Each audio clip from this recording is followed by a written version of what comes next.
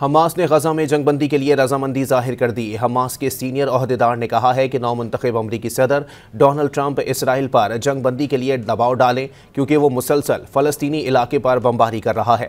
गैर मुल्की खबरसा इदारे AFP की रिपोर्ट के मुताबिक गुज़िश्ता हफ्ते हमास और इसराइल के दरमियान जंगबंदी के लिए सालिसी का किरदार अदा करने वाले कतर ने बतौर सालिस अपना किरदार मुअत्तल करने का ऐलान करते हुए कहा था कि फरीकैन संजीदगी का मुजाहरा नहीं कर रहे हैं।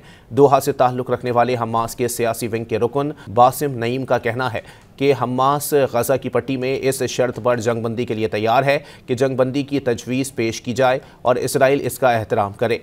उन्होंने अमरीकी इंतज़ामिया और डोनाल्ड ट्रंप से मुतालबा किया है कि वो इसराइली हुकूमत पर जारियत ख़त्म करने के लिए दबाव डालें। हफ्ते के रोज़ कतर ने जंगबंदी और कैदियों की रिहाई के मुआहदे के लिए बिलवास्ता मुज़ाकरात में सालिस के तौर पर अपना किरदार मुअत्तल करने का ऐलान किया था।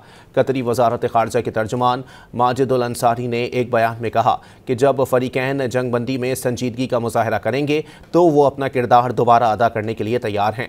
गजा के वजारत सेहत के मुताबिक इसराइली मज़ालिम में अब तक 43,764 फ़लस्तीनी शहीद हो चुके हैं, जिनमें ज़्यादा तादाद ख़वातीन और बच्चों की है, जबकि इस जंग में 1 लाख से ज़ायद शहरी ज़ख्मी और लाखों बेघर हो चुके हैं।